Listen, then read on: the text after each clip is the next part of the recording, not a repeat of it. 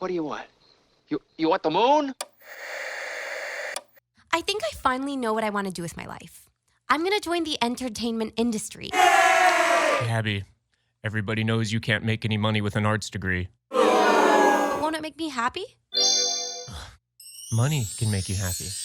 That's right, boys and girls. At Skitbags Radio, money can buy you happiness that creativity can't. We always talk to the best in Hollywood and entertainment who are going to show you how to buy the happiness you deserve. Always on Dash Talk X. And you better buckle up, saddle in, take your phone off the hook because we got a brand new ball game. Let's go. All aboard!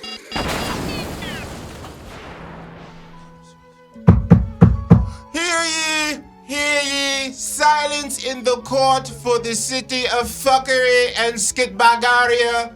Today, we bring charges against Devere Rogers for Pied Piperism. What say you to these charges, Mr. Rogers?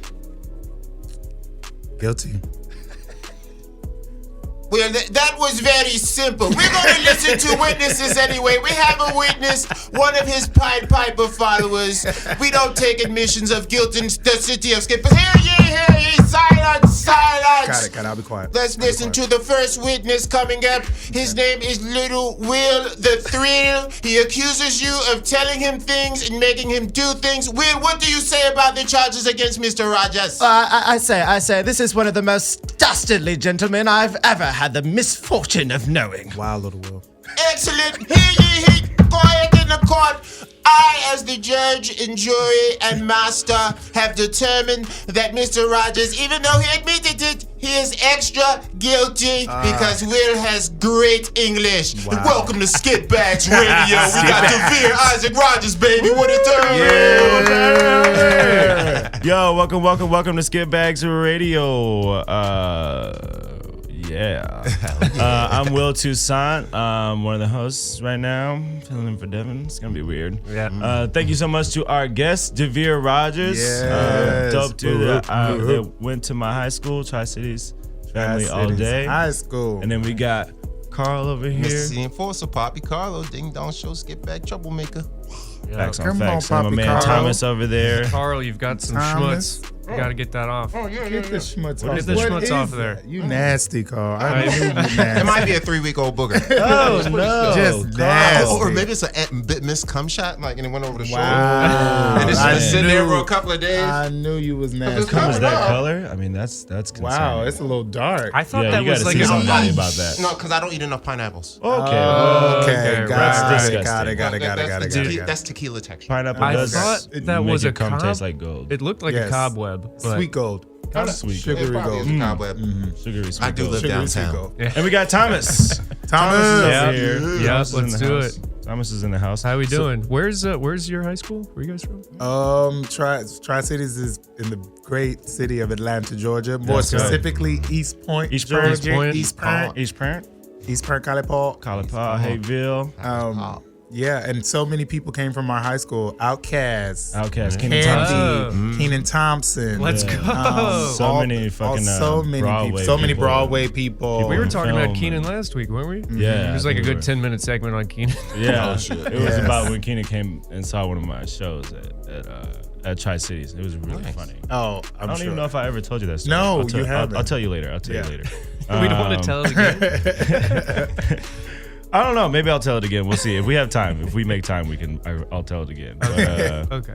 But yeah, man. So let's talk about a movie. I feel like the last one that we all saw, we were all, I haven't been to the theaters in a while. Trying to go see some Toy Story 4. Oh, got to go Once in see my Toy life, Story 4. ASAP. You'll probably cry. It's on the I list. heard you like might cry. It's a Pixar movie. I expect And to it's laugh nostalgic. and to cry and to feel nostalgic and So- angry and happy and all the feelings. can't So wait. glad they didn't burn him at the end of the third one. Oh my God. Very glad. That was the thing about Toy Story 4 when They could have ended the when they whole made thing, the right? announcement. They could've ended Most people were like, "Wait, This we is- already mourned them, like Right. like they survived, but we already did like go through that moment. Like, we were Everyone all cried at sliding the down. end of Toy Story 3. You cried. Everyone You're cried. like these are my best friends. If you I'm about to burn if to you death. have feelings, you cried at the end of Toy Facts. Story 3. Yeah. Right. So we'll see how Toy Story 4 goes, but I know you guys have seen Godzilla, but the last one I think I Godzilla. really saw was actually Aladdin. Yeah. Yes. And I don't think we've classic. broken that down on Skitbags Radio yet. Yeah. So let's talk about Blueface. All right, and how The offensive it rapper is to Smurfs. or Will Smith? Will Smith's Blueface. Will Smith's Blueface. Some wow. Smurfs had I problems didn't think with it was that weird. Everybody seems Well, he was only blue for like a number. That's true. Yeah, And then that's towards true. the end, but for the most part, he was just like regular Will Smith. He even had a drag moment. I mean, Will Smith in a wig and lashes. Yeah, has Will ever done that You know? before? the world needs more of I'm that. sure. I don't think so. No, I don't know if I on- know for sure on- he's had like a gay scene. Yeah, Well, yeah, but 6 not like a degrees of drag separation. scene. But He he's never, has, he's never been. Not a drag scene. He's never done the black guy in a dress bit. No, yes, he had. On Fresh Prince, he's worn multiple wigs. I'm willing. Oh to, yeah, I'm well willing yeah, to I'm bet. sure. Yeah, I'm That sure. makes sense. I'm sure. I'll believe that. I'm sure. I don't know about the full dress though. I don't know about the full dress, but I can see wigs. There's he Yeah, wore 'cause that's like he a wore thing. dress. I remember specifically in at least one episode. But this one doesn't count because it's magical. So magical. Well, yeah, that's very dresses true. don't- Yeah, I guess. He's yeah. making a It's point. not like for the butt of a joke. Like it's a part of Yeah, the it's a song. part of the Yeah. song. And you can't really avoid he that did part. a good job with the songs. Oh, he did great. Dude, man. Will killed Smith it. killed it. Right? jammed. That fucking And it was music crazy because I jamming. was so like skeptical. My I side eye know. was so strong. People were talking. People were side eye was talking so so strong. much shit before it came out. But when And it then- came and out, then he everyone was delivered. like, "Will is the best." Yeah, but that he's was always awesome. good. He don't never fail. Will You is know what I mean? good. All their movies are good. He's Even good. that one with his kid where they were on the planet. Everybody's like, "Oh, it's going Ooh, to After Earth." Earth was not good. After I Earth, liked it. It was a After cool Earth was movie. bad. Carl, After we was Earth. friends, but now I don't know if I can fuck with you now, so Carl. bad. I respected your taste level until then. It was a but decent film. It's Oh, skippable. no, it was Okay. not. It's skippable. it is skippable. It is skippable. At best. Yes. I mean, But honestly, Aladdin was good though. I mean, Yeah. I wish Jafar was scarier. Jafar Jafar was like was a little too I just wanted proper. to just like put. I was Yeah. like, y'all could just push him off the balcony or something. Yeah, like, Facts, he's facts, not- facts. But He not did have the scary, magic, though. and he did have the little staff Yeah, and the little he powers. did, So you don't but- need muscle to be really. Yeah, Yeah, but he didn't have Disney like, villains, but he man. need that Yeah. like oomph. You know what I'm Yeah, saying? yeah. Like the Jafar in the cartoon, it was like woof. Yeah, Yeah, you it didn't was really like want to scary. fuck with Yeah, that you thought- guy. Like you you would thought want to some meet shit him was in a gonna dark go down. alley. They should Right. have got like an Osama bin Laden 6'6" kind of Oh, scary, maybe yeah, lanky yeah, guy, like really yeah, lanky, yeah, tall, like- lanky, He needed had some more beard and weight on shit. him. Yeah, you know? Yeah, that shit was creepy. This dude was not like the moment where they were in the alley and he like pickpocketed him and shit. I was like, see that moment, if you was in the alley with Jafar, Right. you would, Oh, you he would would be know. just like- Like, you would know that you would you feel got that people chill up right. your spine, like, oh Like- shit, this motherfucker, Like exactly. this motherfucker's This around. Jafar No. was just in the sheets, just Yeah. like They Yeah. should have just like- put the cartoon Jafar in the new one. right? There you go. That would've I been think, good. I bet what it was is just like, because Jafar is very snake-like is one of his main characteristics. And I feel like they went with Yeah. almost a different kind of snake. Yeah. Yeah, Um, like so a snake- weasel. Yeah, Yeah, you they know went what I with mean? the Like his weasel was more kind. like, I'm gonna Yeah. sneak around, and the other one was like, I'm gonna make you come to me, Yeah. and then when you do, I'm gonna fuck you up. Yeah, You know what I mean? Yeah. I don't know, You but did, yeah, he I did thought it look was very fun. snake-like. You're right. That one song Jasmine had Oh. towards the end with all the stuff disappearing. Oh, well, she want to be seen. Yeah, She want to be seen. yeah. Very like how women's rights. It was a in great moment, Aladdin. like in a women's right moment. I totally appreciated that, but as a film watcher, I was like, man, this is very out of place. I was like, this is so out of this was place. very forced. This dream sequence that she's yeah, having like, where everyone's like just there's no other sequence Let- like that. It's just so It's out like of place. Jasmine only has one song and it's a duet. Just let her have her duet. Yeah, and chill out on the but song. whole that's, new world? you know what they do with all these remakes? They do it all. They always want to freshen them up, making them a little darker, making them a little more Yeah. real, A little more add a relevant. little more of the politics of current things that's going on right Some now, and all relevancy. that. I love and that she everything, became you know? Sultan. That part was dope. Oh yeah, that was great. And she's a great actress, Yeah. so like she earned that Sultan right. You know what I she mean? did. But that song was That not song earned. should have just been on the soundtrack. I don't know. Facts, if it facts, should've facts. made Big it facts. in the Hardcore movie. facts. Or like on the credits. Or like on the Yeah, on the credits, credits. you know what Yeah, I'm saying? yeah, Or yeah. like if she like really in her room, like it was just so out of place. Like they feel like they stopped the action of the movie to do that Yes, they song. did. Yeah, Yeah. they stopped And it like was the just like- storyline to do it. was just like, It was I mean, very I get strange. why they did it. Yeah, Oh yeah, I Of get course. why they yeah. did it. But- It's a big thing right now. They could have finessed it. Yeah. They could have Cardi B, Bruno Mars that thing. Yeah, just they could- finessed it yeah. just a little bit. I have a history note. When I graduated high school back in the early 00s, we actually sang the whole New World song as our graduation song. Oh, really? So it's like all these 18-year-old like black kids from Philly said they're like, That's "A whole hilarious. new world." A whole new that's John? great. Is that what they? A whole new A John? whole new John. Hilarious, right? Oh man, I miss Philadelphia and Atlanta. Yeah, Will Smith represents. yeah, The Will. Ali Ababa song. I sang that for like 3 days afterwards. Yo, that was a great song. I was went great. home and immediately played that shit on YouTube. Yeah. Twice. That shit, yo, that beat, I was like, Will is not fucking with y'all. Oh yeah, Yo, he was this the Fresh Prince riding right that now. beat. He was like, nah, listen. He was riding that beat. It was so good. My favorite thing about it was that like they directorially and with Will, just their collaboration on that role was something that's so precious to so many people, especially now that Robin Williams is dead. Dude, he did Robin Williams proud. He did. Like he did Yeah. him proud, dude. And he Like, did his own thing, which is what I'm happy to see. which He is what I didn't think try to everybody like was mimic grateful for. or like they did a lot of the same lines and a lot of the Yeah. same stuff. And even some of them with the same inflections, you know what I'm saying? Like itty bitty living space, but like Right. it's Will's version Will's of that version, mermaid. You know what I'm yeah. saying? and not Robin's, because you can't outdo Yeah. that or try to mimic that, because there's no one else who could do that. Right. It's really, I mean, it took me a long time to realize, like, I was like, why doesn't Will have an Oscar? And I was like, he's really not that great of an actor. He's very good at doing, like, Oh, I tell you why what he hasn't does. he hasn't played a degrading enough role as an African American. Ooh, Did very he good get point. nominated for Concussion? Very good point. No, I think Hell he no. he got nominated for Ali. He got a Yeah, total that's strike. right. He got He a did. he got a and- Golden Globe nomination for Concussion. Yeah, I and that's think. only because Ali was against the government. But, it was talking shit and say he hate white people. And say, all right, well that's close enough to a person we hate. Well, That's yeah. almost give him one. So I'll true. tell you, everybody, Almost, you gotta it's be like almost a give him bad one. man to win. Because That's true. Denzel Yeah. should have won for like. Denzel should have won for Malcolm X. Man, he But the should've won minute for he gets a Malcolm little X. gun in his hand and some crack, and he knocks somebody in the And he head, went it's for like, Training oh my Day. god, this is Yeah. Will's got some roles. Will's got No, some Will's roles. definitely got some roles. Will's got some roles, but Definitely you like know, the happiness one. What was it called? Pursuit of Pursuit of Happiness. Happiness. Pursuit of Oh, Happiness. Jaden outacted him in that movie, though. He did. Jaden He was for so real good in He that did. movie. He did. Pursuit of Happiness. And then they 7 followed it up Pounds, with, I Am Legend. What was that? Was that 7 the Pounds? I Am Skitbags Legend, movie? he was good. I Am Legend. I Am Legend was great. Those were great movies. So let's talk about you, Devere, and about your journeys in the field of film, going from theater into film. What was that transition like? I mean, because I remember we were in high school together, or you graduated the year before I got there. Yeah. But obviously you were in theater back then. Yeah. So how did you go from theater in Atlanta to film in Los Angeles? So, so I graduated from Tri-Cities, and then I went to NYU for theater. This is Tisch? Tisch School of the Arts. Yeah. Undergrad for theater, and so I was like on my theater kick, and like I loved it. I mean, that was sort of my our foundation in Tri-Cities is theater. That's all we know. That's all we know. do. Yeah. And so I was in New York and doing my theater thing, and then I ended up graduating. And then after I ended up accidentally graduated. So You they know tried what to get I'm me saying? out. They but tried I to get stayed. me right. You know what I'm saying? Like, I was very black at NYU. Ask anyone there. NYU got their thing. Got their thing. So graduated, and then I was doing theater professionally, like regionally and off Broadway, and doing Broadway workshops and things. And then I was like, I really want to try this film and TV thing, and just to, you know what I'm saying? Because for me, film and TV was always like a huge thing for me growing up. Just watching movies, watching television, and like I remember the show All That. They're bringing it. I think it's back. Yes, now. yeah, they're bringing it back. Keenan's bringing it back. And Keenan's bringing it back. Yeah. And I remember, and Keenan not only went to Tri-Cities, but he also goes to my church. Well, our church, like growing up. So his mom and my mom are cool. That's dope. And so I remember watching All That and being like, I could do that shit. Yeah, facts. Right? I was like, I'm funny.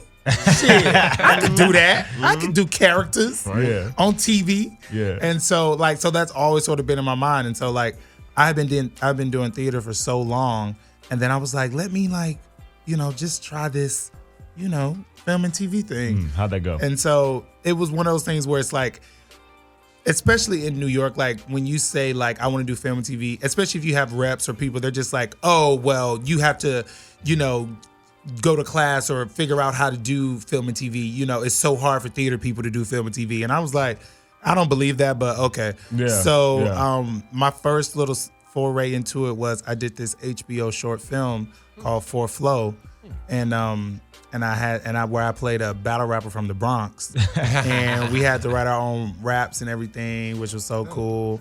But so that was like my first foray, was like seeing it on HBO. I was like, oh shit, da, da, da, da. And so after that, I was like, well, I'm ready to do this TV and film shit.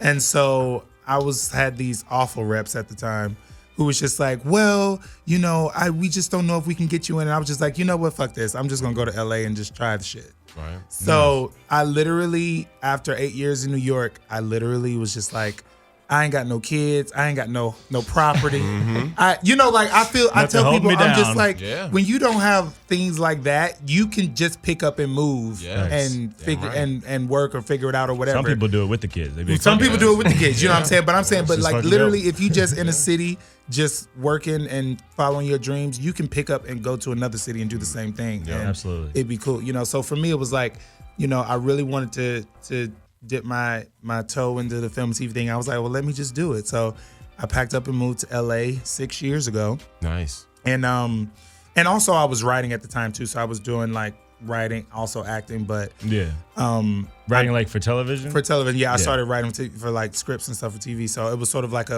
I needed to move. It was like that thing, like if I'm really trying to get into this industry, I have to be where it all is happening. Right. And so I made the move 6 years ago, and literally it's that thing of like, if as long as you hustle and grind and like meet people and do good work, it will pay off for you. You know what I'm saying? Like I would say in my second to third year is when it started really picking up. Yeah. And just from auditions and meetings and all the stuff from those first 2 years, it really like set it up for the the transition. Keep those relationships going. Keep the relationships going. That's what the business is So all question, when you were a kid and you're coming up and you told your parents, look, Dad, Mom, I want to do plays for a living. How did they react? If they were actually very supportive. I mean, growing up, I was always performing or singing or cracking jokes. Yeah. Like I used to go to detention so much in school just because I used to finish my work and be talking to all the people and just like being very disruptive. Right. And they was just like, we need to channel this energy. So I was like, so they like put me in like programs and things, just to channel all this energy good. that I had. Yeah. And then I would say when I was about 13, 14 is when I really was just like, no, I'm like doing this. Like right before I auditioned for Tri-Cities, I was like, no, I'm going to be an actor. Yeah, that's right. Yeah, we had to Were they audition to get tripping? in. Like, wait, because acting don't make money, baby. Well, How you no, gonna eat? I know, but what's so crazy is that like, so my dad was a sports writer for the Atlanta Journal-Constitution. So like growing up, I played every sport known to man, like football, baseball, basketball, soccer, swimming. Nice. I did all that. And so I was like, I was just not a sports person. Like I couldn't do football because I used to get into fights because I used to take the tackling too personally. That's how I knew I couldn't do football. I used to take it personally. I didn't like running up and down a court. Baseball was boring as hell. I was just like, these sports is just not for me. And so literally, I was just like, I'm going to be an actor. And they really supported me in that, like going to Tri-Cities. And I was part of this other group called Freddie Hendrix Youth Ensemble of Atlanta. YA. Which was great. And so they just like really supported me and basically was just like, you got to follow your dreams and work. You gotta have to work hard at it, Nice. Yeah. Well, to educate, this Tri-City School, is that like a creative and performing arts school? Yes, down there? it is. Did you have to do tryouts and shit to So get in? it's a public high school, but it has a strong magnet program. Yeah, it has a visual and performing arts magnet program. And I honestly think their sports programs, a lot of their programs they have within that school are super dope. Are super great, yeah. But they're known for their VPA magnet. And yes, you had to audition. Yeah, you have to audition to get in. What did you do for your audition? When you're like in 8th grade. What did I do? Oh, So man, I would love to know. I did a monologue from August Wilson's Oh, wow. Ma Rainey's Black Bottom. How did you even know about that in 8th grade? That's great. Exactly. I did a fucking know about monologue August Wilson until I got to Tri-Cities. From August Wilson's Ma Rainey's Black Bottom for the role of Levy. I remember I did that. And then what did I sing? I feel like I sang I'm a Mean Old Lion from the Wiz. That's hilarious. That's yeah. That's and hilarious. I feel like I did it, and I feel like I left knowing I was going to be going to Tri-Cities. I was just like, it probably was an awful audition. Wait. Sure. Wait. So didn't they do the Wiz at Tri-Cities? So they did do the Wiz at Tri-Cities, but they did the Wiz at Tri-Cities before any of us were there. Yeah. And then I ended up doing the Wiz professionally, which was one of my first professional gigs. Was Kenny Leon's True Colors in Atlanta. Did their first production was of the Wiz. Yes. And it was like a all ages production, and I ended up being the lion. Yeah, I remember that. I remember the lion costume. Yeah. So that was like one of my first like professional things, and I ended up doing my first like before the Wiz. I got my Actors Equity card doing Five Guys Named Mo at the Alliance Theater. Yes. Under Kent Love Gash. the Alliance. He made me an understudy. Yeah. At 15. Kent is dope too. I love Kent Gash. And so literally I was 15 years old. I went in there and I like sang this song called Being Alive from Company. And I just was singing my face off. And then after the audition, he was just like, how old are you? And I was like, 15. And he was like, do you know what you're singing about in that song? And I was like, no, I just know I can sing the notes. Right? That's hilarious. And so, yeah, he let me be an understudy and I learned so much. Yeah, man, that's awesome. Will, did you do an audition? I did. Yeah, I had an audition. What did you do? I didn't sing. It's funny. I didn't actually go into the musical theater program until my sophomore year. Okay. At Tri-Cities. So you had more time to think about it. Yeah. What did you tap dances? Some shit? No, I did a monologue. I did a monologue from Malcolm X actually. Yes, I of did course one, you I did. one of Denzel's speeches. Of course you did, Will. From Malcolm X. Yeah, and it was funny. I did it for Toi. Of course, I did mine for Toi. Yeah, this I did mine for it's Toi. like there were several teachers, several generations of teachers at Tri-Cities. The first being like Freddie Hendrix, and then then I think it was straight to Then it was Mr. Connor. It was like Toi, Mr. Connor. Toi, Mr. Connor, and then David Cote, who went to high school with Keenan. Yeah. They were like in the same. They were in the same. Same. They were there at the same time. They're like raising their daughters together. It's super Right. cool. Yeah. But Toi is he's quite a guy. He's quite a character. He's quite a character. Very intense. Shout out to Toi. guy. Shout out to Toi. Toi and Cote really kicked my ass at the end of freshman year because I was very into some ignorant shit. They was like, Will, you can't do that in rehearsal. That's what they you can't come in told here me. wearing that fucking bandana and smelling like weed. Stop selling drugs during rehearsal, please. That's what they told me when I came back. When I came back and watched their class do some shit, they were just like, Will's very talented, but he going down the road path. And it was like I see this potential. And then they was like, Devere, talk to him. Just let him know, talk to me. So I was the way. I used to hang out where I'd be like, Will, let's go hang out, man. Let's go We get hung some out. balls. We hung I used out. to be like, Will, you got to. Did you save Will? I think Will. I always said that theater saved me, but it was the Tri-Cities family that definitely saved my life. Like, Specifically Devere. Specifically Devere, Chris Hampton, a lot of these cats that were seniors at that time, the graduating class right underneath you, Chris Hampton and his whole graduating class. Like they all sat me down at the end of freshman year with Toi and Cote, and we're like, hey man, so it's end of year review. Let's talk about what the fuck is going on. Because I like the last thing I got in big trouble for was the SETC conference, the Southeastern Theater Conference or whatever. I don't think it's SETC conference, SETC. Yeah.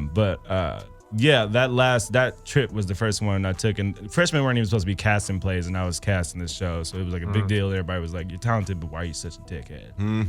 And on that trip, that was the reason why they really tried to get you to mess with me, because I was selling weed. Like to everybody. I won't mention any names, On but the let's trip? just say that like several of the people I sold weed to went on to be relatively successful people. And it's really cool to watch them now like on Netflix and big shows and big Broadway plays. Like, yeah, I sold drugs to that person. Right. But I got caught by the parents in such a stupid way. But and I didn't even flinch. They were like, stop smoking that blunt in here. And I was like, well, y'all ain't pay for this, so I'm putting this shit out. I'm smoking the rest of this motherfucking blunt later. Saving this later. Yeah. I got a lot of fucking trouble. You mentioned something when you were talking. You said the Actors Equity card for like the average Joe in Yeah, let's Idaho, tell 'em. and my dumb ass. What does that mean? So basically, the Actors Equity is an actors union, Right. and it's mostly basically for theater professionals, theater actors, and so it's one of those things where, it's a big deal when you get your equity card because it sort of lets the world know and lets people know that you're a professional. Okay. And that which is not to say that you're not if you don't have one. Let me point that out too. It's not to say that you're not if you don't have one, but it is a sort of like hierarchy. Like if you want to do Broadway is like the pinnacle. You know what I'm saying? So it's like if you want to do Broadway, you have to join the union. You have to have the card. You know what I'm saying? Or if you want to do off Broadway, you have to join the union. Okay. And so for me, when I was 15, a lot of people, were telling me not to take my card because there is a lot of non-union work, like as far as shows all around the country and, things like that, what you can do. And for me, you know, my 15-year-old mind, I was like, this card means I'm a professional, right? Right. So I'm So going to take pay this me. Take card, this card and roll. Yeah. and roll with it. Yeah. So actors, and also actors have a lot of different unions. So like there's actors equities for theater, for film and TV is SAG-AFTRA, Screen Actors Guild, and I forget what AFTRA stand for. AFTRA is American Film American and Federation of Federation of American Federation of Television Radio.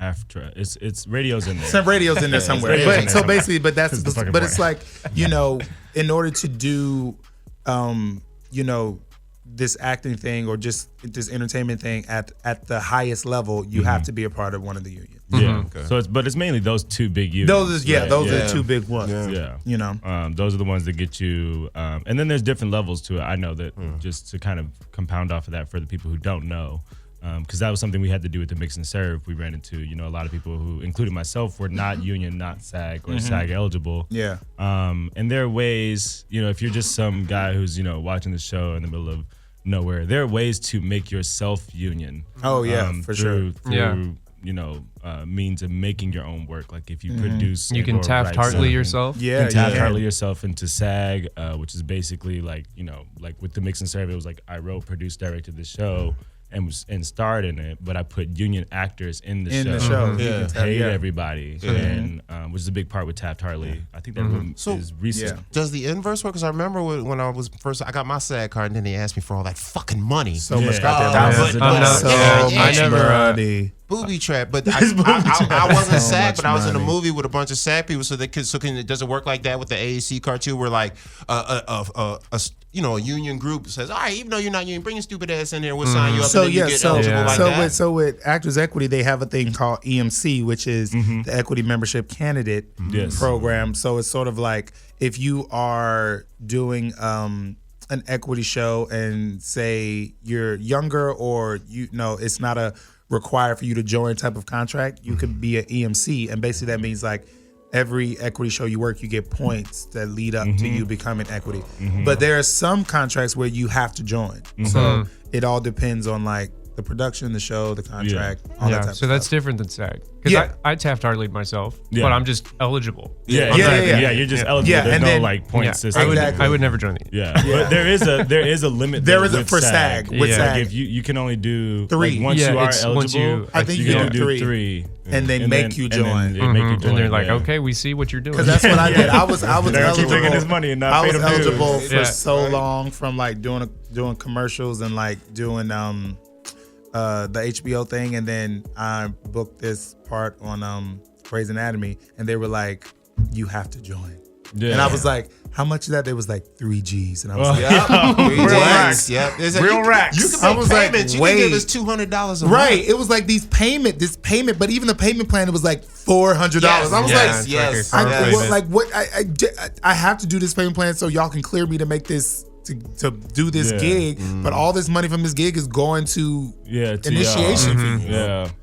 Yep. What's the annual due? Like $200 or something like that. I think. It depends on how much money you make in a year. Oh, really? Yeah. I didn't know that. I Yeah. thought it was just like, you know, like No, Robin Nero's no, just no, dropping no. $250 a year. Like I got If you're not making like money as an actor or whatever like that is just the around base 200. due. It's like Okay. the base due. That's but how much I'm gonna if pay. you making money, you gotta pay. But the fucked up shit is if you make more than $500,000, you don't have to pay dues. What the fuck? Told you, rich You people are get everything for shitting fucking me. free. Everything for Rich people free, get dude. everything for free. This shit is crazy. Because I think once you make above that, SAG takes working dues, so you don't have to pay annual dues. Yeah. Oh, okay. I see, Or I see, something I like see, I that. see. So I they see. take something I else. think they take some. Yeah, I'm sure they take something else. Okay. Because That makes me feel a little bit better. It makes Yeah, it right? just Yeah. a little bit better. Goddamn rich It's still not a lot. You know what I'm saying? It's still not a lot compared Especially to like compared to people who are people not making nearly as not much making and nearly as much. paying a So lot if you make more. like $450, you're fucked. yeah, you basically if you make like $450,000, you're fucked because you're gonna have to pay yeah, That's a cool. lot. a lot of dues. $499,000. Yeah. Damn it.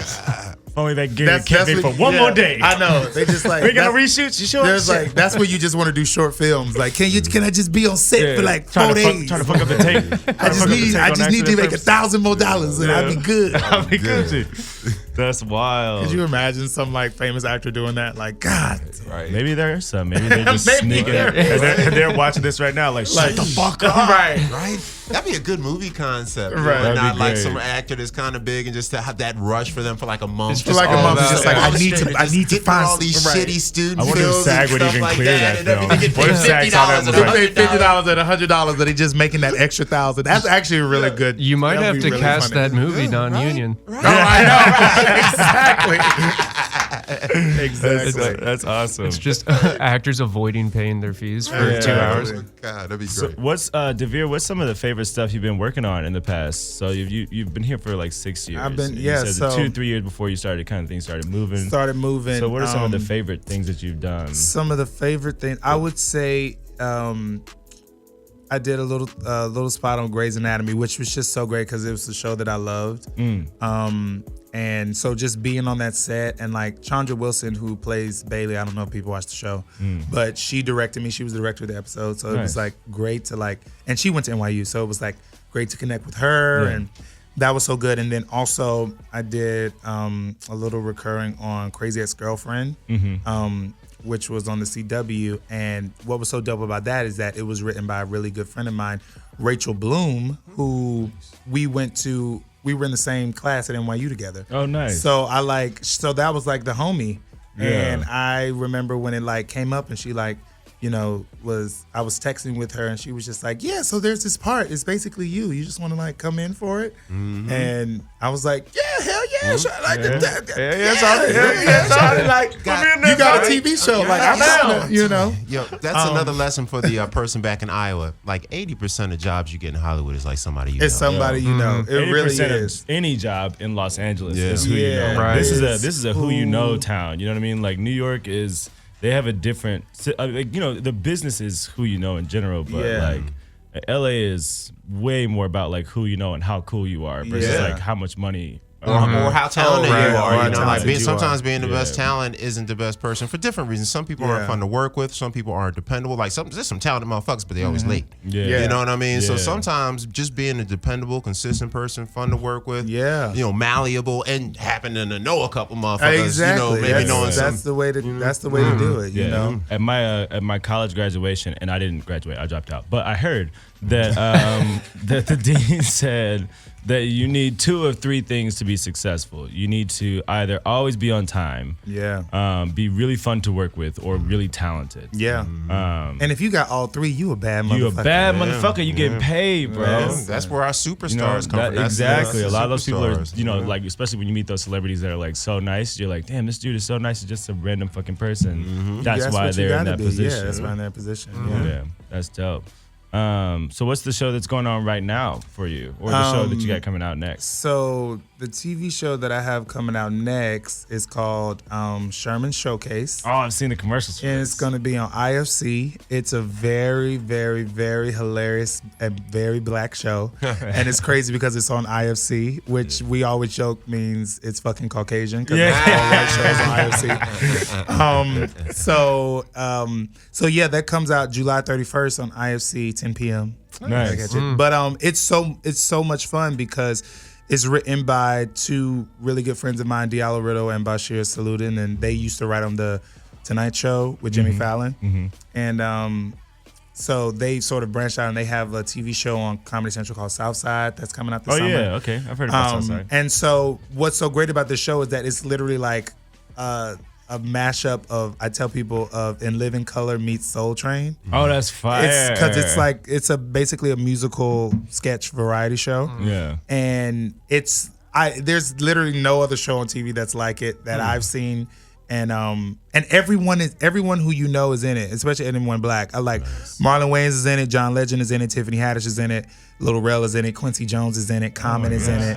Like all these people are making all. Neo makes a cameo. Oh, shit, Neo. Like even Ray J's in it. Like it's just like it's so many people who came and like make cameos and play different parts, and it was just so much fun. I'm in each episode and I play different parts in each. Yeah. And so I'm one of the featured, what they call showcase dancers. I don't know if like for the people who know Soul Train. I know Soul Train. Like solid gold. You like a solid gold dancer? But what's crazy is that like, you know, they make up so much of the show. And so the way that like our characters are written is that like we're dancers, but we also play all these different parts. And you see it from like the 50s like to today, just like a Soul Train. And it's so funny.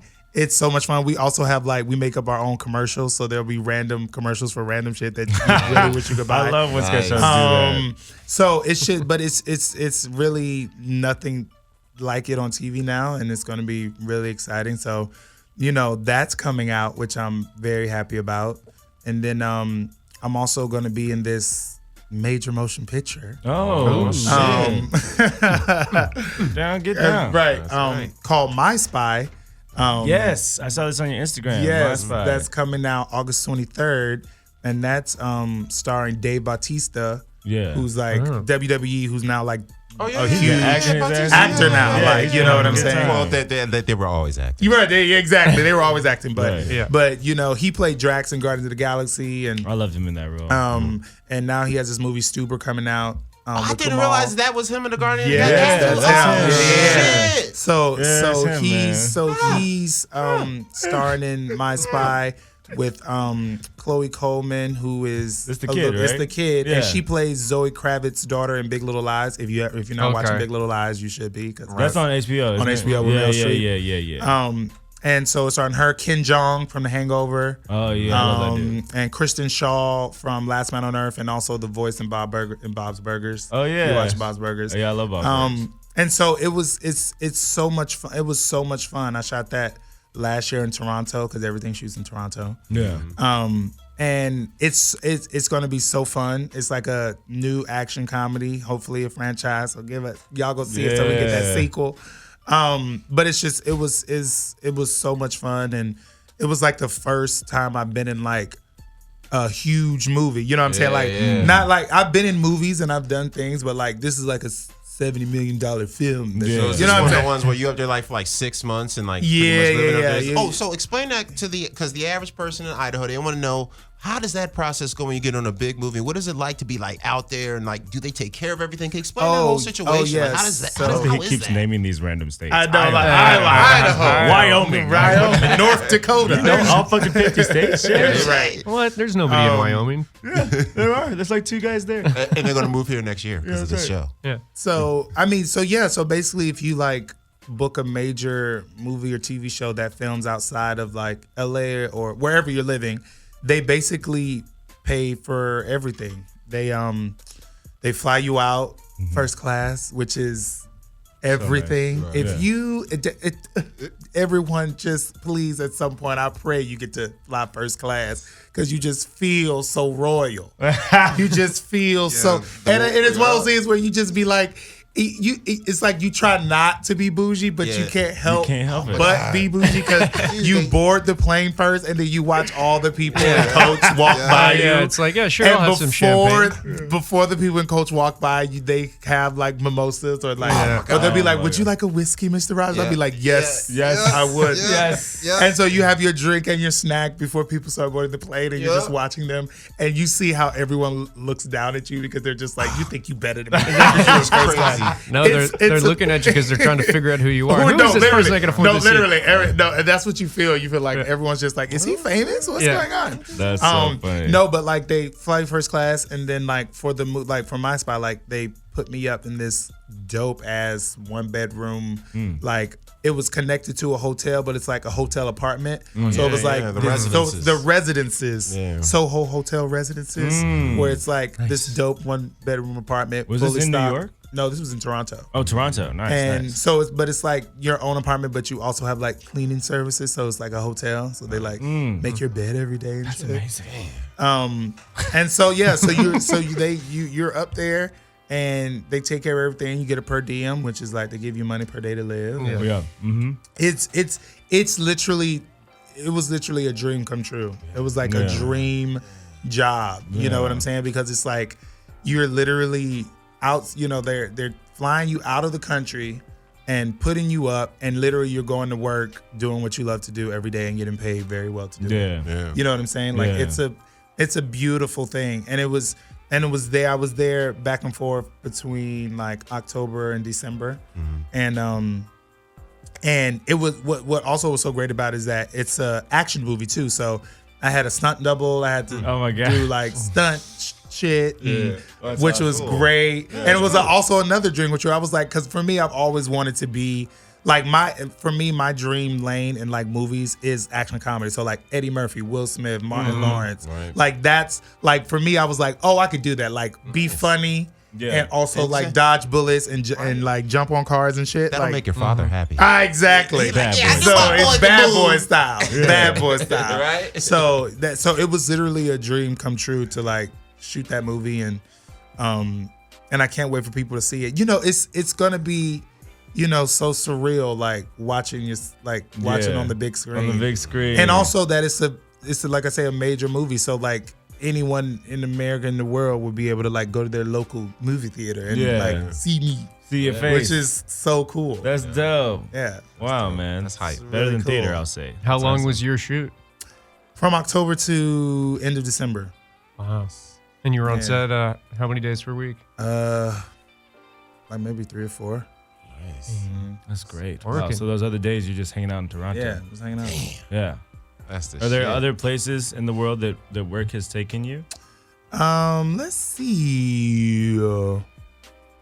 Besides Toronto, I mostly worked in LA and New York, Atlanta. Mm-hmm. That's about it. Nice. I wanna work some. When was the last time you were in Atlanta? Last time I was in Atlanta was this past Christmas.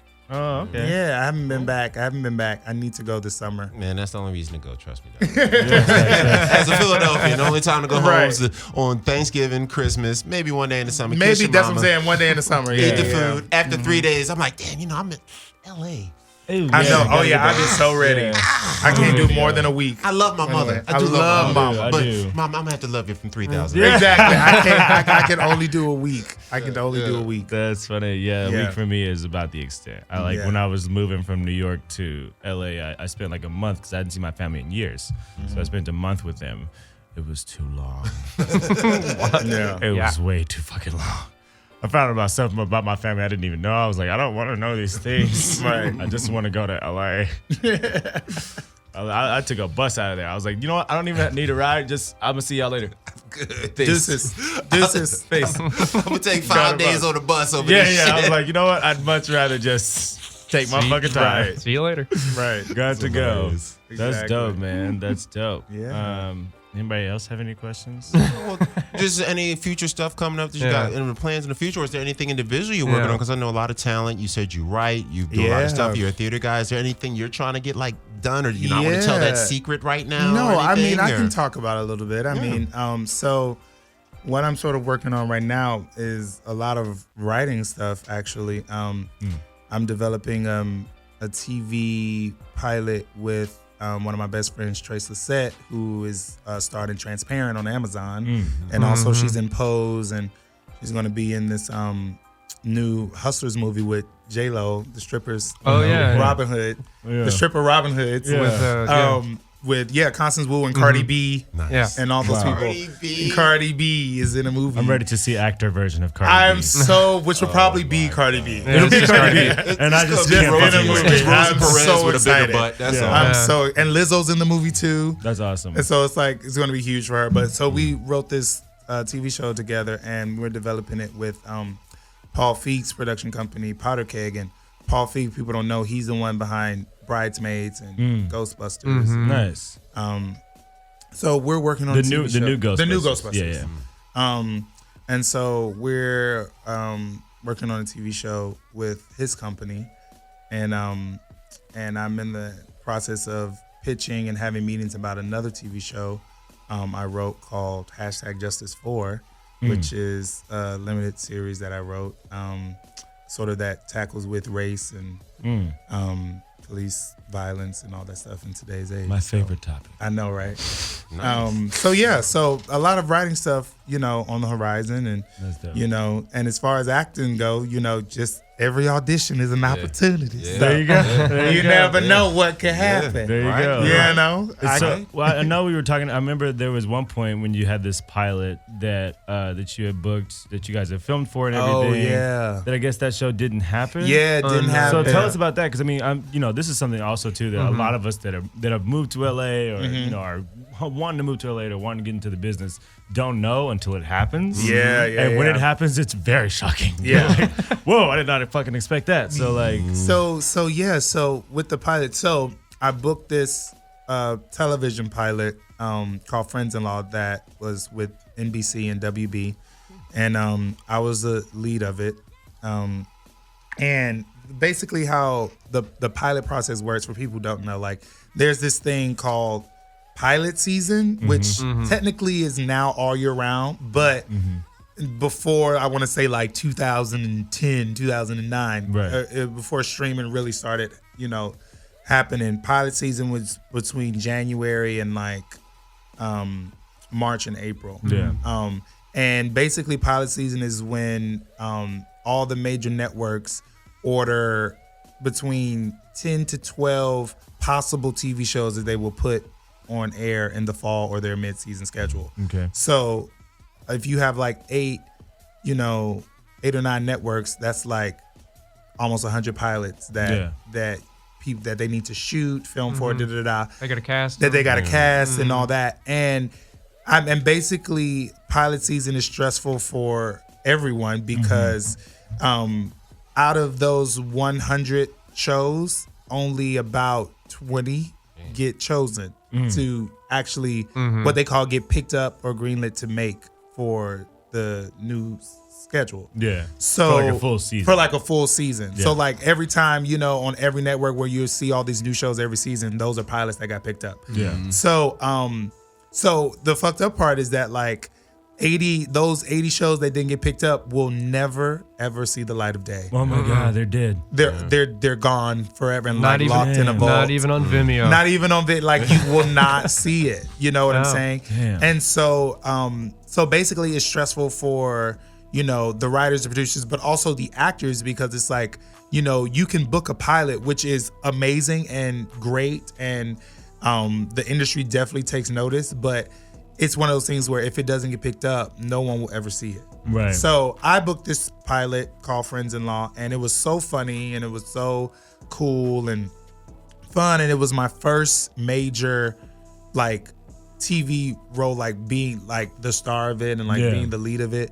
And so that it was amazing to do, like to go to the WB lot for 2 weeks and like have your own dressing room and people just be and laugh with the CEO of WB while exactly, you know what I'm saying, and all the NBC execs are there, and you know what I'm saying, like you really and the thing is just like that, laugh just like that. Perfect. And so when you're shooting the pilot, they treat it like it's going to get picked up, even though they so it was just like you have to believe we it. did press, we did a media tour, we took pictures, like we took They got to be ready. it was a sitcom, so we took all these cheesy pictures. It was just I love those pictures. you know what I'm saying, like where the four of us are just like we're friends. I miss those. And so it was like, and it was so amazing. And also the sitcom that I did was a multicam. And for people that don't know what that means, multicam is like when you have a live studio audience. So like Friends, Cheers, Living Single, a lot of shows. These lot of days. shows, Yeah. lot of shows. Especially those talk shows. Yeah. All of them. Oh, they yeah, have live all the talk audience. shows. Yeah, so basically it was like, for me, it was an easier transition because it feels like theater. Yeah. You know what I'm saying? Absolutely. Like it actually is theater, just with cameras, and it was such a great learning experience, because what you don't see behind the scenes is every time there's a break in the scene, writers are throwing new jokes at you. Yeah. So it's like you do what's written on the page, and then you'll do maybe 2 or 3 more takes with different jokes. Yeah. And you have to know it on the spot. Yeah. You know what I'm saying? And yes, it's like, film and TV, so if you mess up, you can do it again. Yeah. But you want to be perfect. You know what I'm saying? Yeah, like you don't want to yeah. be like, what was that line again? Yeah. What was that line In front again? of a live studio In front of a audience. live studio audience. Like you don't want to fuck up. No, You know what I'm saying? no, It's like yeah. people are looking at you and they, And for me, it was that thing, like, it was my first time, ever doing that. And so I remember, like, so many people from WB and NBC being like, Devere, I know it can be a lot and it's overwhelming, and are you okay? And I was like, y'all, I've been preparing for this all of my life. Yeah. Like, this is like, I feel like everyone else was nervous and I was just so cool. Just like, let's do this thing, Let's do it. And so basically, so I shot the show and it was one of the ones that didn't get picked up. That's crazy. Which was They never fine. even tell you why. You don't even You never know. I mean, and it's one of those things, honestly, there's so many factors that go into a show not getting picked up. Like, Yep, absolutely. I know our show tested well and I tested well and they were really, really, really high on the show.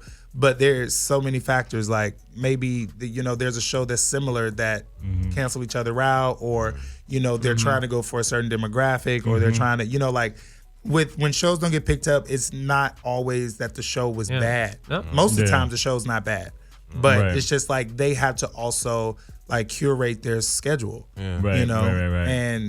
and figure out but it's also sort of crazy too, because it's like you try to figure out the future. You know what I'm saying? Like you're trying to figure out like what people will what's going to be respond relevant to, and they do these tests where they like get random people around LA or New York or wherever they test and come in and watch it, and they grade and like turn the dial if they're really liking it, or turn it down if they're, you know what I'm saying? Like, and so, yes. but they use, good. Yeah, but they use those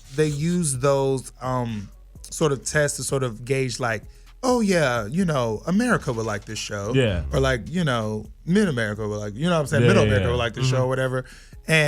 But it's like, it's also not fail proof, because it's like a lot of shows they get greenlit get canceled after the first episode. You know what I'm saying? Like they think it's going to be good, and It doesn't kick. it doesn't.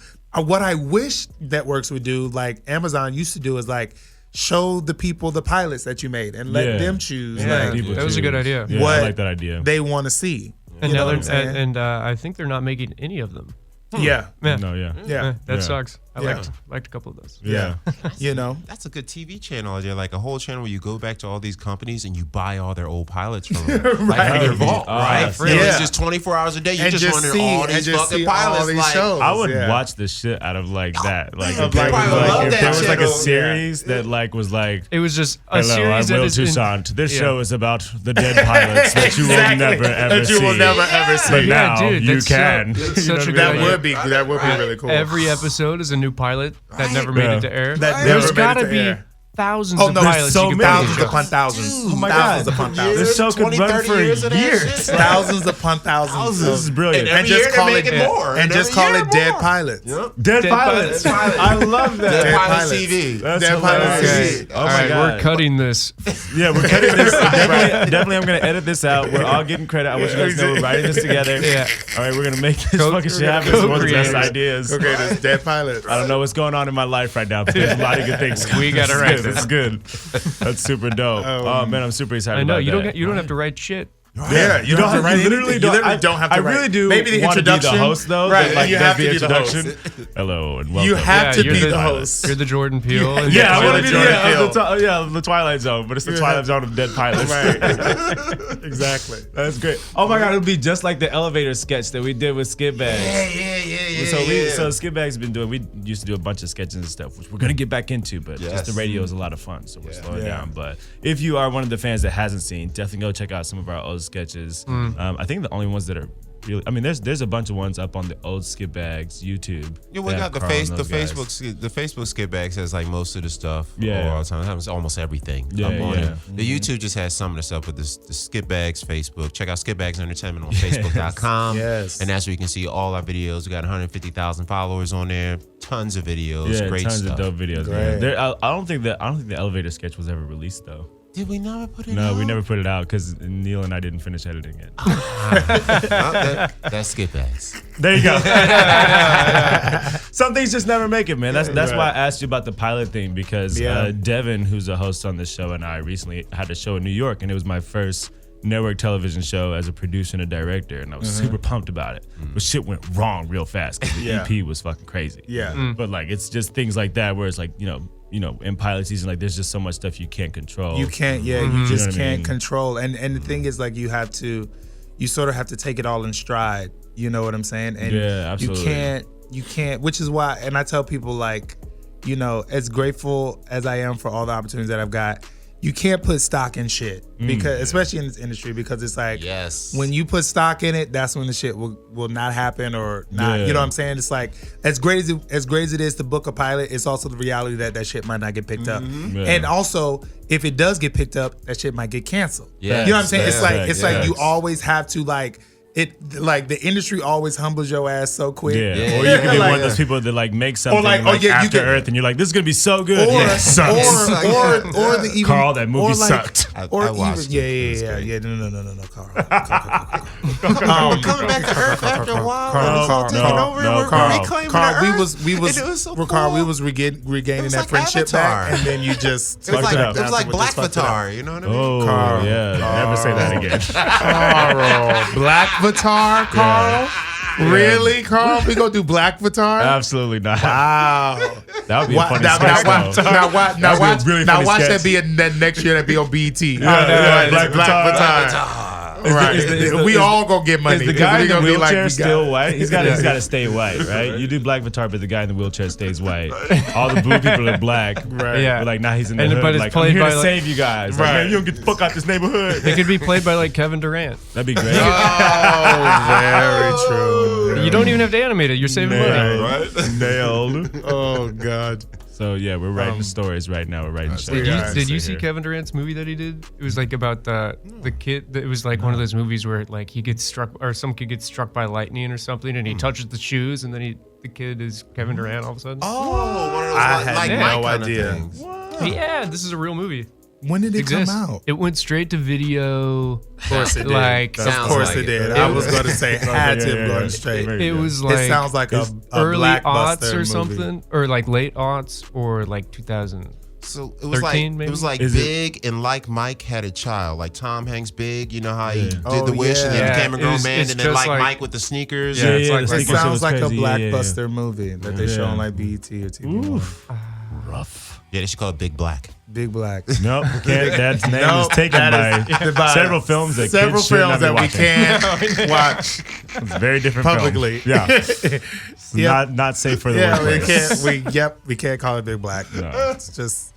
I sometimes I want to do that. Like I want to say NSFW, but or like LOL, but I just like I'll say laughing out loud. It's much more fun. LOL. I am laughing out loud. LOL. Lol. Lol. I hate it so Instead of much. laughing, just be like lol. I hate when people say lol, and I hate when people say bye. I hate it so much. And you know, everyone of does it ease. now. Wait, what does that noise mean? So it's like it's so there. I've dated people of many races and white girls, and a bunch of gay guys too do this too. Where they're like when they're getting off the phone or like they're leaving you, they'll say bye, but like they ease at drag the out end. But it's like the the E, end like part, bye, like bye, and it's like right in the worst part of their nose. Yeah.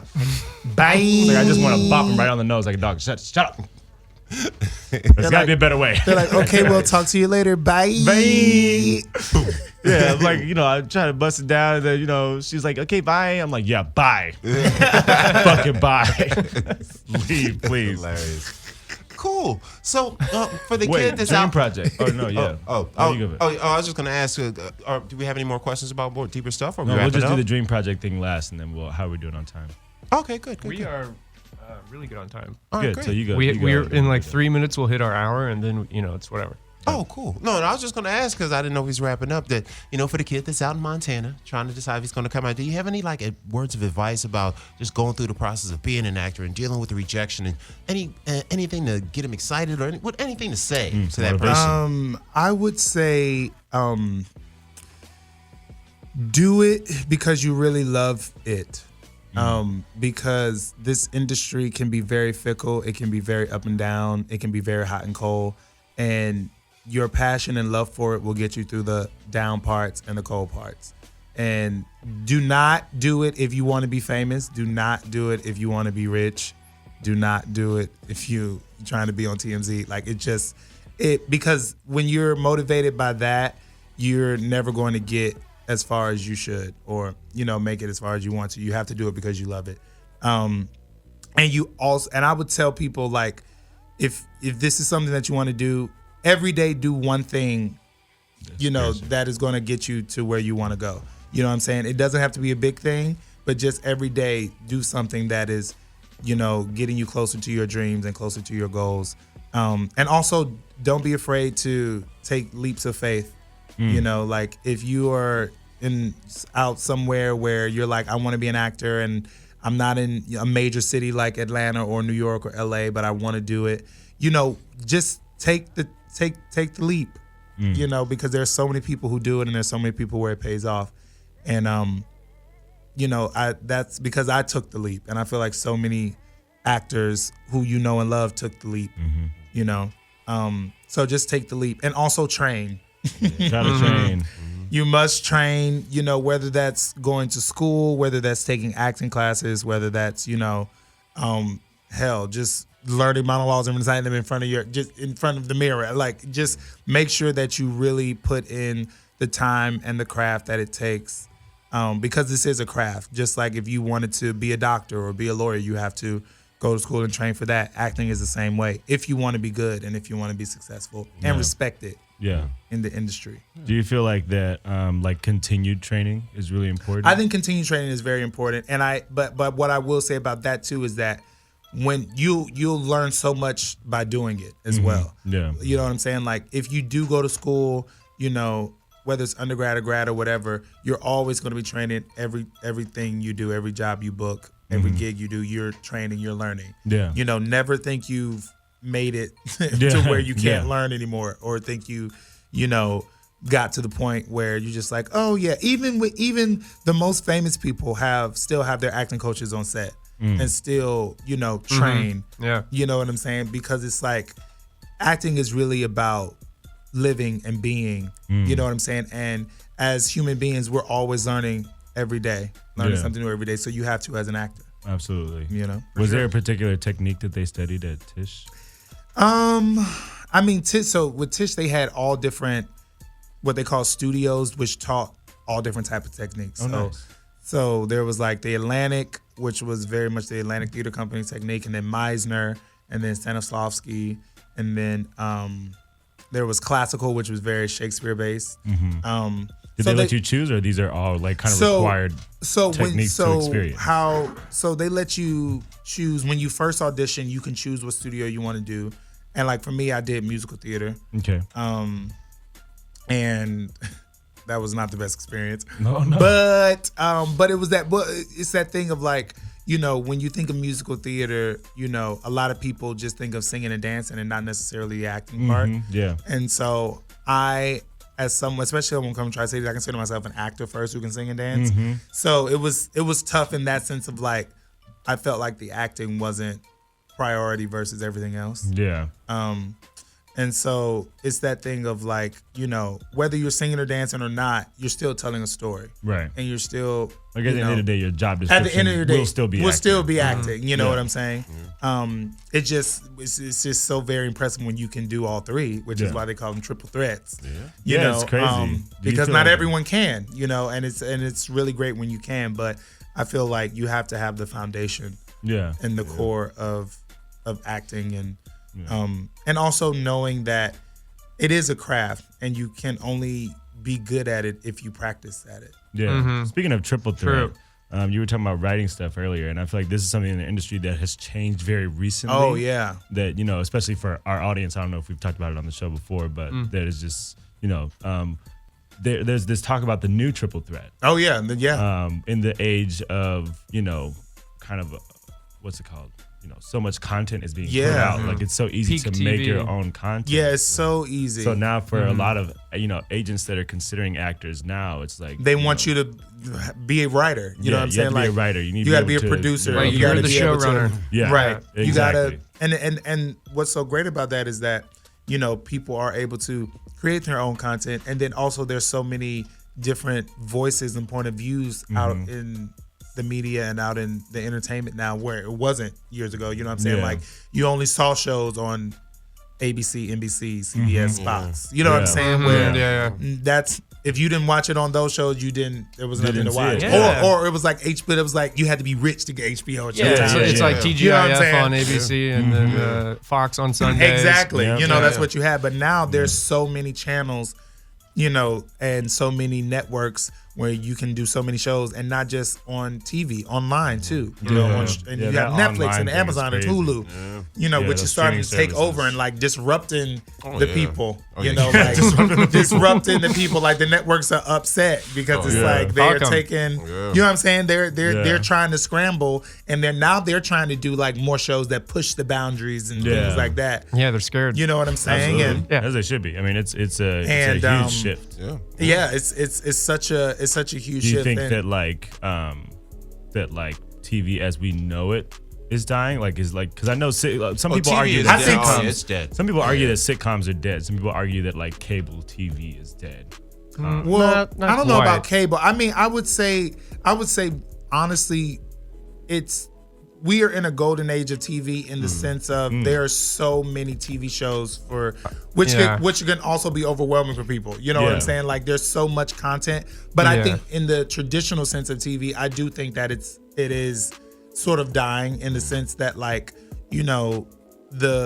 the shows on those like 4 or 5 major networks don't get the same viewers like they used to. The playing field is really equalized. It's really it's like they don't Everything's get a lot more. and also people don't watch shows live now. Yeah. I can't. I actually can't remember the last time I like sat down at 8:30 and watched the TV. You know what I'm saying? Like sat down and watched the TV show. I watch it like either online or on Hulu or stream it or whatever. So it's like it's different. Whereas when we were growing up, TGIF the viewership for that was like 25 million people. Like people would be at home on Friday. You know what I'm saying? Like watching it. It was like you made it a point. To you be made there it at a 8:30. point to be in at 8:30 to go, watch, Family Matters into Step by Step into, whatever. Like exactly. It's like, what? So it's that thing where it's just like, I think TV is being viewed and being watched differently, and I think the networks are scrambling to try to figure out how to measure it now, because it's like now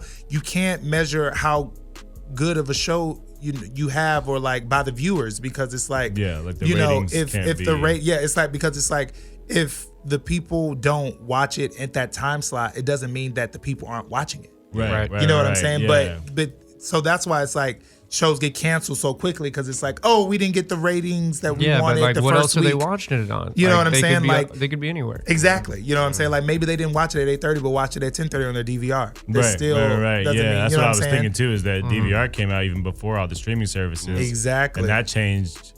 First, because I remember when that happened. Yeah. and TiVo and those guys. And I was like, Where's TiVo now? when we, Is TiVo Oh, there? I think still TiVo's around still there. out. Yeah, TiVo's still around. Yeah. I feel like I've seen one recently, but that was a crazy shift when I was younger. That I was like, wow, what? I don't have to be at home Yeah. to watch exactly. something. I was like that about I can videotapes. just set and my Yeah, shit exactly. while I'm not even home. I can Home, I just know. be like, yo, record this shit 3 days from now. Yeah. Peace. I'll see it. So, I'll exactly. see it in 7 days. But You know what but I mean? I think that's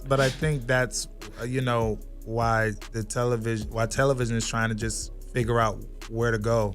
Yeah. from here, you know what I'm saying, and figure out how to gauge, interaction and viewership and all that, and give shows a chance. You know what I'm saying, like to build an audience and build, because there are shows back in the day that had 5-6 seasons but were bad shows, but it was just because it's like, oh, we're building an audience. You know, but back then that was the only shit that was the only shit that was on TV. TV. Yeah. So you were watching it, And so I think TV's trying to, and especially traditional, like TV in a traditional sense. Like I even think I've read somewhere where they're trying to bring up talks about the whole FCC thing, about allowing network TV to add certain bad words back. You know what I'm saying? Like which ones? So they can compete. So they can compete. Is So they can that compete because with, Boondocks is coming back? right. But it's like, We but don't it's bring like, back but it's like, Boondocks. so Yeah, they bring can it back. compete with streaming and cable, because so many people are now, just watching streaming and cable, and so many people don't have, traditional cable subscriptions now. Like if you have Hulu and Netflix, you good. For a lot of people, it's like you good. A lot of the TV shows that you would watch now on cable or on Dish are on Hulu. Are on Hulu. Yeah. You know what I'm saying? So it's or like they're on fucking HBO. Or they're HBO, on, right? Yeah. But So I think it's like their TV is in a. That's why I say it's like it's yes in the traditional sense it's dying, but it's also booming. Yes, You know, like it's still like it is the golden age of it. It's also the golden age. Just so many TV shows. Like it's kind of overwhelming because everyone's like, "Have you seen this?" I'm just like, "No, I'm still on the first season of this show. I can't. I can't I just started watching Stranger Things, Right. and I actually binged both seasons in like They're a few so days good. because I just was so impressed. Yeah. It's And good, I teach, I teach kids, elementary school kids, like kids that are, close to those kids' age. I mean, those are middle school kids, but like, like close to their kids' age. And I'm like, fuck, who the fuck are these kids, dude? I have never they're so in my good. life seen kids And they're such act this good fucking actors. good. Yeah, they're good. That kid, such Will good Byers, actors. that's playing Will Byers. I was like, Oh what yeah, the fuck? he acting. He was acting. He's a Acting. thespian. I was like, God damn, kid. I didn't even know people could look that afraid. Right, This exactly. nigga had fear on lock. I was like, what? I know. It's Motherfuckers was great. talented. I was like, no wonder, bro.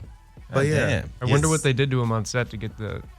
What's, Get I that out mean, you of worked him. with a kid in my spot. Oh yeah, I They worked with a brought kid him. in my spot. What was it yeah, like working so with a kid in my spot? It was actually so. First of all, Chloe. Shout out to Chloe Coleman. She Shout out. is like a beast of an actress at like 10. Oh my God. And so she works like her mom works with her for the most part, and she comes in off book, giving you beats, looking you in your eye, giving tears. You'd be like, what? How are you doing this at 10?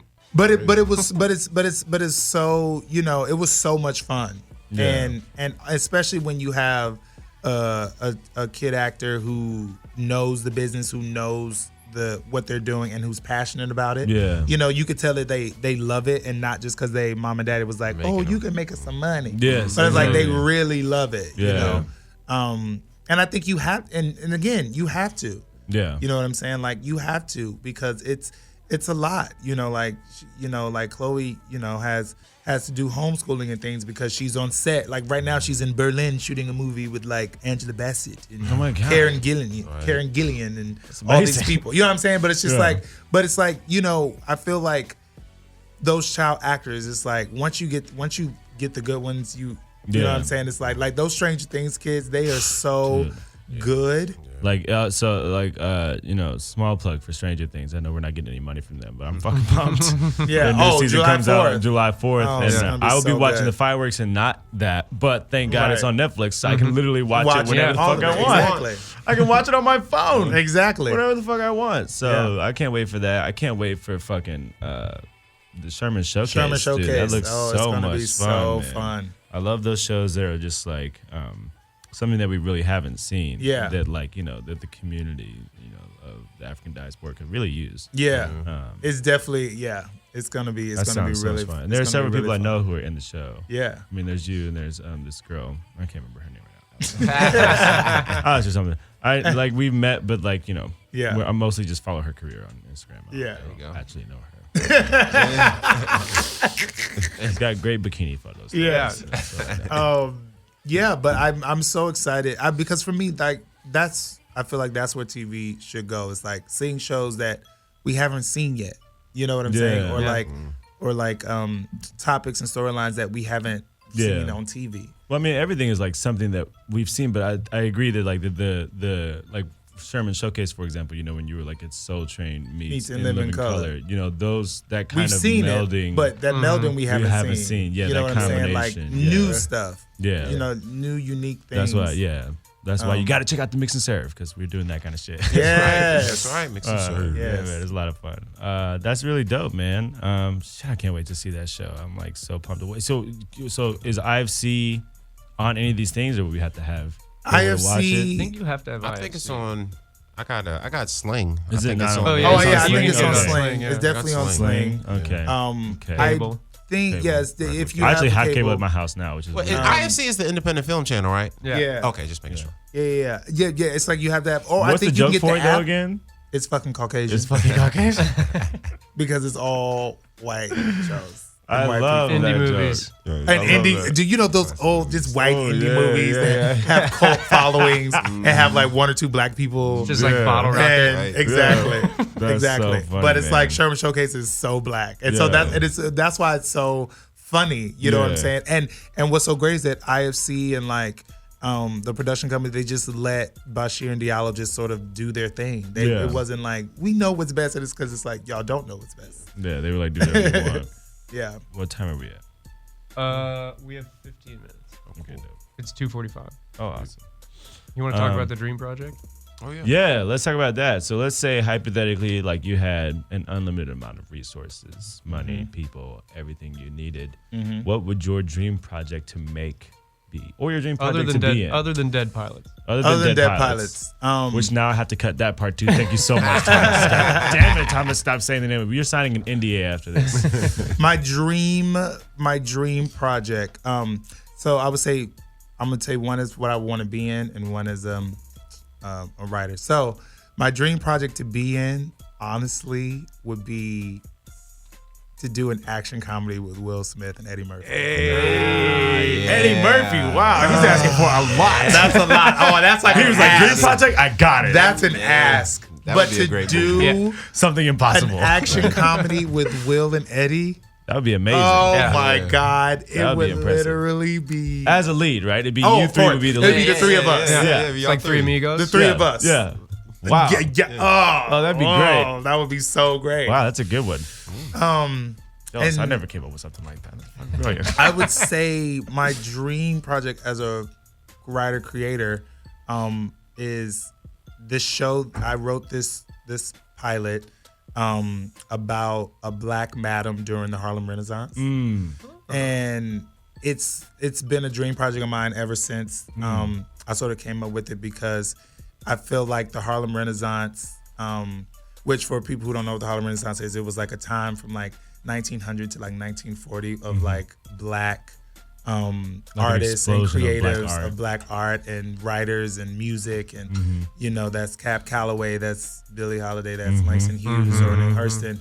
And for me, I feel like there's never been a TV show that's been in that era fully. Yeah. And so I created this show that was set during that time and centers around a black madam of a brothel in Harlem and how she basically runs New York City. I love it. And like some Tin Pan Alley kind of yeah, like some Tin Pan Alley. Like it's very like and it's like you think the president's in charge, but it's actually her. Like that type of shit. That's what I love. And so that's like my dream project as a writer is to see and you're that working made, on it. and I'm working on it. Yeah. So it's to see that made in a huge scale and yeah. That's dope. Yeah. Wow, man. Cool. Is there anything you want to plug before we swing off here? Obviously, Shermans Showcase. Yeah. So Shermans Showcase on IFC, July 31st. Yes. What time? It premieres 10 p.m., I believe. West Coast time? 10 p.m.? West Coast time, and then 10 East Coast time. Okay. I mean, either 10 p.m. on either coast. Yeah. And then My Spy comes out August 23rd in theaters nationwide. Yeah. So please support. So please go support. It's also a family movie, so you can take your kids and auntie and your grandma and all that. It's really fun. That's awesome. And yeah, so that's what I'm plugging now. And you can follow me on Instagram at it's Devere Rogers. And Twitter. How do you spell out Devere? Devere, Devere. I say like severe, but with a D. So yeah, you can follow me at It's Devere Rogers on Instagram, and also on Twitter, it's Devere Rogers. And those are the only two. I don't really do the social medias. But follow me because I'm gonna have to start doing it because the movie's coming out. I got it because the business and all that. A lot of us still have because it. I'm just talking about social media. I'm just one of those people who like to experience the moment. I don't like which is why I don't post, because I'm like, I like experiencing shit and not documenting it. Yeah, same. I'm the same way. And it's funny. Sometimes I'll document it and then I just won't post it. I'm the same way. Yeah, I'll like take a picture and I'll be like, yeah. I'll do like an end of the year wrap up. Yeah. On like an Insta story, so it goes away. There you go. So it's gone. You see it the one time. You saw it the one time. Tune in this one day. And if you missed it, sorry for you. Okay, so August 8th is when this story's going up at 6 p.m. That's right. And then it's gone. His Insta story. Okay, yes. Perfect. For the year. Exactly. Yeah, leading up to that moment. Exactly. That's dope. Okay, good. Good plugs. Carl? Yeah, well, it's The Ding Dong Show at the Comedy Store on Mondays and whatnot. Poppy Carlo on the Insta Jesus, Mr. C Force on the Twitters and whatnot. Also check out GT's Comedy Jam, gtscomedyjam.com. Also the divebarpodcast.com. Also check that out. You got to check out The Clapper and whatnot, which is on the Netflix and whatnot. Also Office Uprising, which is on Crackle. Yes. Always look out for the future coming. Scramble movie where I play Black Jesus. Come which on, is made Black by Jesus. the LA Reels crew and whatnot. And of course, anything the Skitbags Entertainment puts out. We just went to Clusterfest. We had a great time up there. Oh, We got some yeah. great videos and Fuck, we things totally for forgot that about also. We got to talk about Clusterfest for a second. I forgot. We got to get like a few seconds of, we got to get at least a few minutes into Clusterfest. Carl, just break down for us exactly what Clusterfest is for the fans, for Devere and all these guys, and some of the stuff that happened while you guys were there. All right. Well, basically, Clusterfest is the Coachella for comedians. Yes. It's their third year running. A bunch of great guys have it set up, and it's sponsored by Comedy Central. Amazing. They have it up in San Francisco at the Civic Center area. It's a 3-day festival. It just happened 2 weeks ago. Same weekend every year, and everybody and their mom is there. We got to interview Sinbad. We got to interview Dave Kosher. We got to interview, everybody. Punky Johnson. We got to interview Robin Tran. So many comedians. Everybody was there. Every one of your top 25 to 30 favorite comedians is there. They all do tons of sets. It's a full weekend. You got direct access to these comedians. Great interview opportunities. A great packed festival. There was music. The Roots performed. Daggone Craig, what's his name? Craig Robinson? Craig Robinson performed. He did his band. His band tore the place motherfucking down. He was one of the best musicians that night. Of course, the Roots did it. We had a lot. There was the singer from The Wedding Singer before I don't get his name, but he performed great talent. And they do a great combination similar to what you guys are doing with your show, bringing music and the comedy and the acting and the skits and all that together into one great situation. And I recommend it. Anybody that's a comedy lover, go check out Clusterfest. Check out the website, clusterfest.com. Check out the apps. And got to check out the tapes and interviews that we did for Skitbags Radio. Content coming soon. Yeah. And also, Skitbags. big shout out to Dash Radio and Dash Comedy. Yes. They did partner with us for that trip up there. Cassie Dang, who connected us with a lot of the great talent. She did a great job. Also, Darren Daves, he had a great job helping everything out with the filming. Devin, of course, definitely up there doing stuff, did great jobs with the interview. And we really had a great time at Clusterfest, and we can't wait to go back next year, and we appreciate everything they gave to us, and it was a really great experience. Wow, that was so succinct, Carl. That was like the most succinct you've ever been about anything. We friends again, Carl. You got incredible. back on my good side, Carl. He just nailed it. He was like, this is exactly what happened, and this is how we did it, and it's exactly this, and it was really cool, and this is the time that we did it. Have a good night, guys. Fucking nice, man. Nice. Very nice. All right, so Thomas, you want to plug anything? Not really. Watch the show. You can follow me on Instagram, T McD with 2 underscores. It's so weird every time you say that. I should change it. I should change it to my name. My actual You should. name. I realized I was thinking about that. I was like, oh, I forgot you can change your name because mine has been Funk in Your Face. My Instagram is. Every time I see it, I'm always like, who is this? It's Will. I'm always like, who is it? Oh, it's Will. Got It's just so funny to me because when I was living in New York, my cousin Jeremy, love that dude, great dude, drummer, who actually plays at the Comedy Cellar in New York regularly. Like that's he's a drummer for there. But he's been playing for comedy like the whole time I was there in New York. So I got to meet Tracy Morgan like right before his accident. Charlie Murphy I saw right before he died. I didn't get a chance to talk to him, but I did yell at him down the street. I said, darkness is spreading. And he was not as happy about that as I thought he would be. Oh my God. So I don't know, maybe it was too soon. But yeah, man. Fuck, I forgot why I was even bringing that up. Funk in your face. Funk in your face. Because I love funk music. And I remembered how much I loved funk music and how that's like my favorite style of music. So I was like, funk in your face, and I was always dancing to that. But now I realize I teach elementary school now, so it's a little off-brand. I gotta. I think I'm gonna change it to just Will Toussaint, and I think that'll be fine. I think so too. It's always jarring when I get funk in your face. Yeah. It's always a little bit jarring. Yeah, it's funk in your face. And I thought about, I could have said like, I thought about changing it to funk in your eyes because of film. No. And then I was like, okay, no, it's getting worse. No. Yeah, I think that's not a good idea. Yeah, So no. I'm gonna change it to something that's not as aggressively doing it to your face. Let's. Great. You know, Great. but at Funk in Your Face for right now is my Instagram. My Twitter is at will_or_won't, because won't is my drunken personality. I actually don't write anything on Twitter. My Twitter literally exists because I like the will or won't joke, and all it says on my Twitter is under my name is like, will live a great life, won't check this Twitter. So there's that. Yeah, check out the Mix and Serve, still up on YouTube. I know everybody keeps being like, when are you guys coming back? Because the fucking elections and debates and shit are going crazy. I'm like, we're getting to it, but there's a lot of goddamn Democrats. So give us some goddamn time. So many. They're fucking wearing me out, dude. I'm like, we're like trying to write episodes, and every time we like try to make something, it's like, shit, everything changed. God damn it, throw it out. Just like, what the fuck what is even going on? Right. Trump's like, we're going to war. Psych. I'm like, wait. Right. You gotta fucking decide. By the way, next week I'm going to be announcing my hat in that ring. Oh, okay. yeah, that's right. I forgot that Carl was running for Oh, president. it's dropping July 4th, son. All that shit's Man, dropping. I really hope they Pages, let you at one of the Yeah. debates or something. GoFundMe. Yeah, Well, I should you know, totally if you go get to like a 1% like notice, actually, they you automatically get- put you in it. Yeah, in the debates. Yeah. Dog, if you go to the If you get debates, a I what? want you to know, All you gotta Skitbags do is get Radio will be there 1%. Like if I can covering get the enough debate. people on polls to get them just Well- 1%, they'll put me in a debate. Yeah.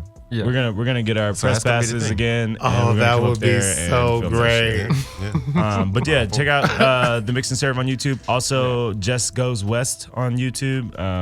It's a cool little web series that one of my old cast members wrote and directed and produced, and it was super cool. I was in it. I played a teacher while I was teaching. Wow. So that So was fun. meta. So meta. So mad. So method. Oh, were you selling weed too? I was not selling weed actually, which would have been more in character for me, but whatever, it's fine. Nice. Nice. Yeah, nice. I don't know if there's anything else to plug. Skitbags Radio, man. Yeah, check vote out all in our the stuff. Skitbags. Like, stay tuned. Fight Dub is about to drop a new episode on YouTube. We've been getting great algorithms, even though we've not been really promoting it all. It's just been doing really Algorithms. good. Yeah, it's been Love a good algorithm. algorithms, man. They just get They me off just, so good. you know, Oh, they God, just they're hit so different good. sometimes. Yeah, they do. They do. And when they hit, they hit. Oh my God, Algorithms, yeah. this is getting uncomfortable. What It about started that, off cute, and then it was like, oh no, it's too many. What's the other shit? Too many History of of us. film? Is it the history Yeah, of film? Are they still History doing of that film, too? yeah. Oh man, yeah, we're gonna drop a bunch of stuff on Dash Radio and on YouTube, and it's gonna be super dope. Okay, vote for Carl. Vote for Carl. Carl. That's right. Carl That's for right. president. Tony 2020, man. Don't hold After Earth against him, y'all. Vote Who's for gonna him. be your VP? Do you have a possible VP? Well, my initial consideration is if I got in, it would actually Bernie Sanders would be my first initial target. Oh, After nice. that, it's Tulsi Gabbard. Okay. Because she's the ex-military, she's on my type of situation. Marianne Wilson has a good one because she's down for the reparations. So it'd be nice to have somebody. Yeah, like it would that. be nice to have some reparations. But I like Bernie Sanders because he knows the game. So I would like to have somebody who kind of knows the Yeah, game. he Knows does. He's the been hustle. around the block. You know Yeah, what I Bernie. mean? And He's so- been around the block. Hey, I Been can around be the a great world and now, advisor yeah, for yeah. me and whatnot. You know what I mean? And Would he- you consider being his vice president? Oh, definitely. But they won't kill him. I'll tell you that. But they gonna keep him alive. Like, hey, don't die, Bernie. Don't die, Bernie. Don't let that one be I just president. be in the back just. Do what you must. Do what you Oh my must. God, That's right, that's that's right. great, man. Yeah, I think I honestly, I mean, we're joking, but I do think more, people should just start running for office, just to fuck with it. Yeah. If for Get no other involved. reason than to fuck with the system. That's Get my goal. involved. I want to be the first regular guy president. There's never been a regular guy running. Yeah. Trump is as regular as a regular guy you technically have had as a Yeah. presidential candidate. True. I don't do it. I'm just a fuck. I'd say bad things. I done wrong things. I have a couple lawsuits. You know what I mean? But hey, I'm just a regular I'm American. just bro. a guy. Hunter, the guy. Hunter That's- S. Thompson ran for sheriff. Yeah. In Oh, did he Aspen. really? Yeah, he almost went. He lost by 1 vote. Oh See? shit! Yeah. Wow. It was probably his vote. Yeah, he was so like, we- I don't we really need want to be we fucking need our sheriff. first I'm regular actually on person drugs president. right now. Right? That's dope. Well, yeah, Well- Devere, thank you so much for coming on, man. Thank It's y'all always for good to having see me. you. Thank you. Thank you for having me. And catching up and whatnot. Thank you everybody for tuning in. Tune in. Keep listening. Yeah, keep listening. Carl, are you taking us out or are we doing anything? Skitbags, we are. Oh, we just out, bitches. All right. We out. Bye. Bye. Bye.